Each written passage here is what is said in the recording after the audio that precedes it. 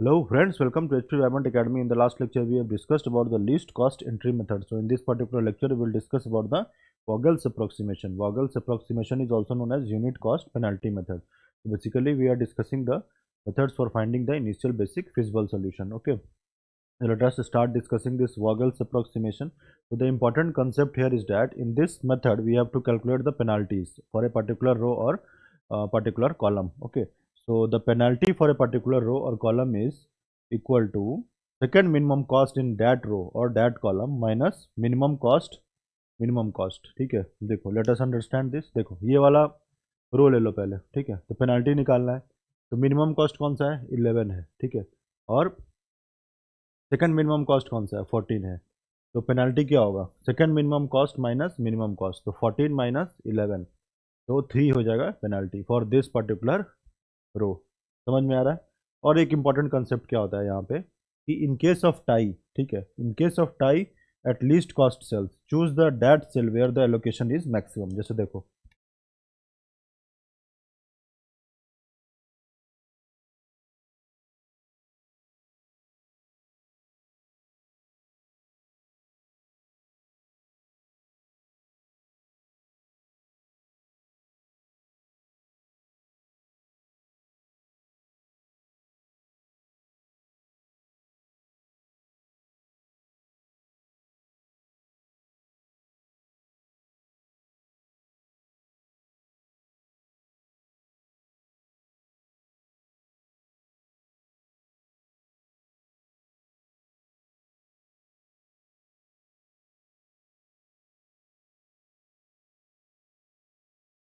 ठीक है, अब देखो फर्स्ट रो देखो, यहाँ पे मान लो कि मुझे लीस्ट कॉस्ट सेल सेलेक्ट करना है, तो यहाँ पे 2 आ गया, यहाँ भी 2 आ गया, है ना। तो कैसे सेलेक्ट करें, तो इस केस में क्या करते हैं, उस सेल को सिलेक्ट करते हैं जहाँ पे एलोकेशन मैक्सिमम है। अब देखो यहाँ पे एलोकेशन कितना आएगा, यहाँ पे रिक्वायरमेंट 3 का है और अवेलेबिलिटी 8 का है, तो मिनिमम इस 3 का एलोकेशन हो जाएगा। यहाँ पे देखो, यहाँ पे क्या है, यहाँ पे एलोकेशन रिक्वायरमेंट इस मतलब इस सेल में रिक्वायरमेंट 4 का है और अवेलेबिलिटी 8 का है, तो मिनिमम इस 4, तो 4 का एलोकेशन हो जाएगा। तो मैक्सिमम एलोकेशन किस में है, इसमें है ना, maximum allocation 4, 4 is maximum in between 3 and 4। 3 और 4 में ज़्यादा कौन सा है, 4 है, तो ये वाला हम सेल चूज़ कर देंगे। ठीक है, वही लिखा हुआ है यहाँ पे, in case of tie at least cost cells choose that cell whose where allocation is maximum। समझ में आ रहा है। let us start solving this using the Vogel's approximation। चल, okay, let us solve this problem using Vogel's approximation। okay, so first let us check whether this problem is balanced transportation problem or not। okay, so for this let us add the this one availability, so this is 6 and 10, 16, 16 and 12 is 16 and 12, 28, 28 or 15, 28 or 15, 43। okay, and let us add this one requirements। okay, so this is 11 and this is 13, so this is 24, 24 or 19, so this is also 43। okay, so requirement is equal to availability, so this is a balanced transportation problem, hence we can proceed for application of Vogel's approximation।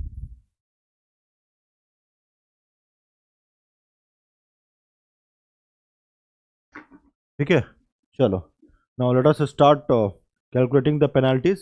okay, so the penalty is equal to second minimum cost minus minimum cost for a particular row or a particular column। okay, so let us start row wise। let us take this one first row। First row में देखो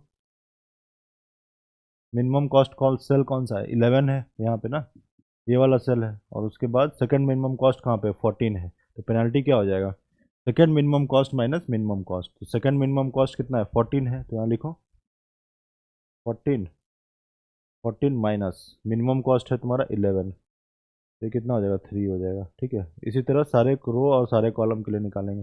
late us write down penalty here, penalty,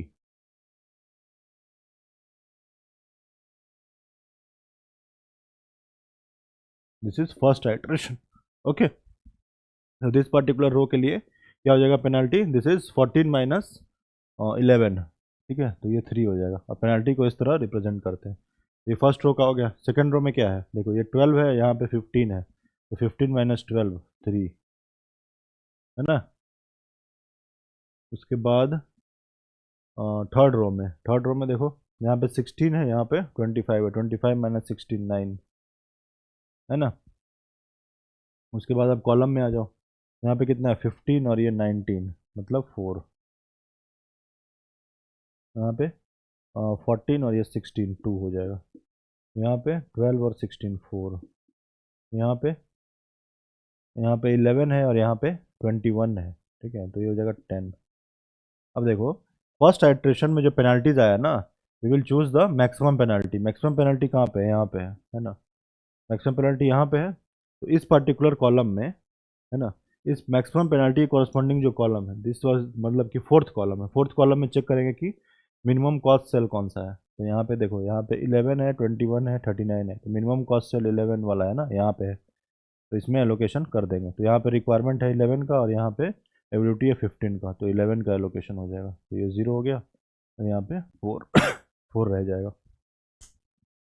तो since this is 0, ये वाला 0 आ गया ना, यहाँ पे requirement corresponding to this one M1, ये 0 हो गया। यहाँ पे कोई एलोकेशन नहीं हो पाएगा in this particular row, there will not be any allocation, hence we will delete that row, ठीक है, ये डिलीट हो जाएगा क्योंकि यहाँ पे 0 आ गया, तो इस पर्टिकुलर रो में अब एलोकेशन हो ही नहीं पाएगा, तो that's why we can delete this row. अब let us do the second iteration of penalties, ठीक है, ये फर्स्ट आइट्रेशन था penalty, this is second iteration, ठीक है। अब देखो, पहला रो तो डिलीट हो गया, तो इसमें ये नॉट एप्लीकेबल हो जाएगा, ठीक है। सेकेंड रो में आ जाओ, सेकेंड रो में वैसे ही होगा, 12 है, यहाँ पे 15 है, दिस इज 3। उसके बाद थर्ड रो में क्या है देखो, 16 है, यहाँ पे 25 मतलब 9, है ना।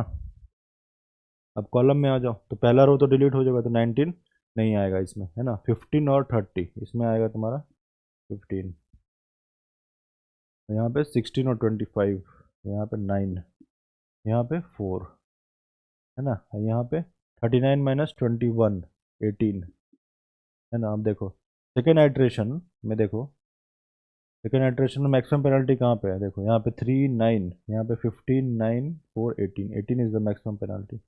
अब इस कॉलम में देखेंगे, इस कॉलम में मिनिमम कॉस्ट सेल कौन सा है, ये वाला है ना, because the cost is 21 here and here it is 39, so minimum is 21। अब इसमें एलोकेशन होगा, तो यहाँ पे एबिलिटी 4 का है और रिक्वायरमेंट 13 का है, ठीक है, तो यहाँ पे एलोकेशन 4 का हो जाएगा, तो ये डिलीट हो गया, 0 हो जाएगा, यहाँ पे 9 रह जाएगा, ठीक है। अब देखो, प्लांट 4 में यहाँ पे क्या हो गया, एबिलिटी 0 हो गया, तो ये वाला कॉलम डिलीट हो जाएगा, because in this column no more allocation can be done, ठीक है। अब थर्ड पेनल्टी आ जाओ, third penalty, third iteration penalty, this is third iteration, ये नॉट एप्लीकेबल हुआ। यहाँ पे देखो, 12 16 और 15, यहाँ पे पेनल्टी कितना होगा 3, यहाँ पे 16 25 और 30 9, यहाँ पे 15 और यहाँ पे 30 है, तो 15 का पेनल्टी, सॉरी 15 का पेनल्टी, हाँ। यहाँ पे 25 और 19, यहाँ पे 9, यहाँ पे 12 और 16, यहाँ पे 4, ये तो नॉट एप्लीकेबल। अब देखो, मैक्सिमम पेनल्टी कहाँ पे है थर्ड हाइड्रेशन में, यहाँ 3 है, यहाँ 9 है, यहाँ 15 9 और 4 है यहाँ पे, है ना। तो यहाँ पे मैक्सिमम पेनल्टी है 15 वाला, ठीक है। मैक्सिमम पेनल्टी 15 है ना, ये तो नॉट एप्लीकेबल हो गया। अब इसमें देखो, इसमें कहाँ पे है, इस रो के इस कॉलम के कॉरस्पॉन्डिंग मिनिमम कॉस्ट सेल यहाँ पे है ना, 15 वाला, यहाँ पे 15 है, यहाँ पे minimum cost, so this will be the this we will choose this cell, ठीक है। अब यहाँ पे देखो, यहाँ पे क्या है, एबिलिटी 6 और यहाँ पे रिक्वायरमेंट 9 है, तो 6 का एलोकेशन हो जाएगा, दिस इज 0 और यहाँ पे 3 रह जाएगा, तो we can delete this first column because the ability corresponding to plant 1 is 0, ठीक है।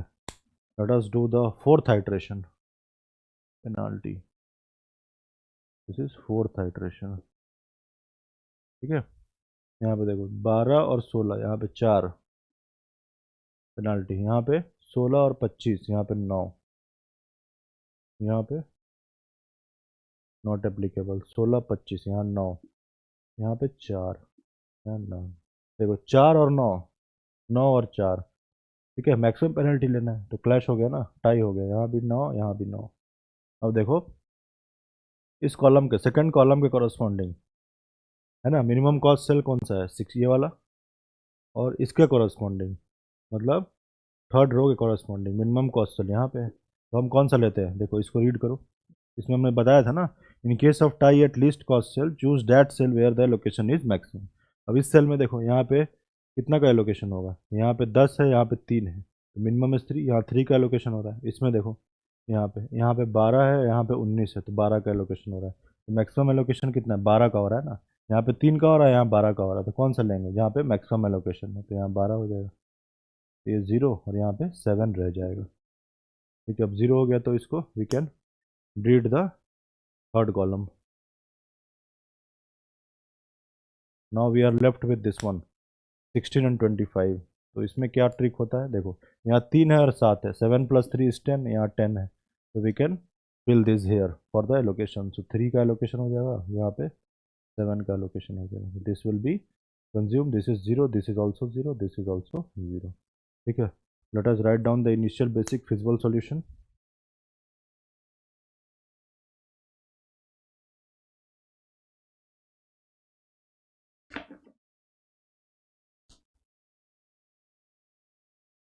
इनिशियल बेसिक फिजिबल सॉल्यूशन, देखो अब कैसे लिखेंगे इसको।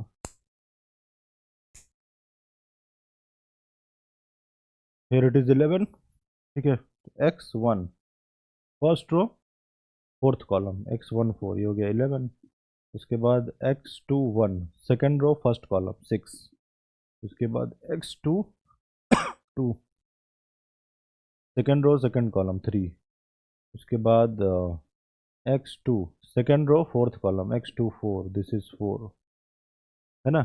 उसके बाद यहाँ पे आ जाओ x3 मतलब third row second column x3 2, this is 7। उसके बाद x3 third row third column x3 3, this is 12। उसके बाद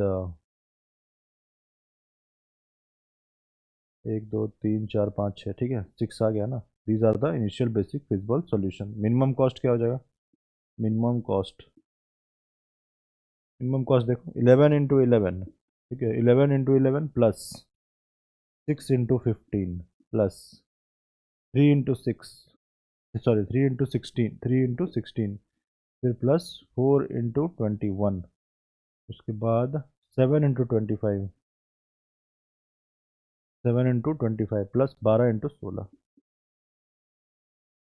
ठीक है, let us add this, let us use the calculator.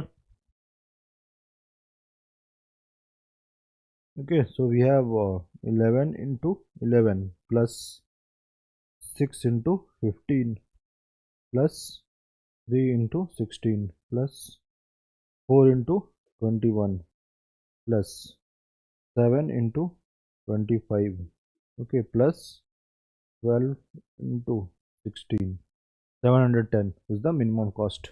Okay, the minimum cost is rupees 710. Okay, so this is all about the Vogel's approximation we have discussed in detail. So we have discussed all the 5 methods for finding the initial basic feasible solution. Okay, so in the next lecture we will discuss the Modi method for finding the optimal solution. Okay, thank you.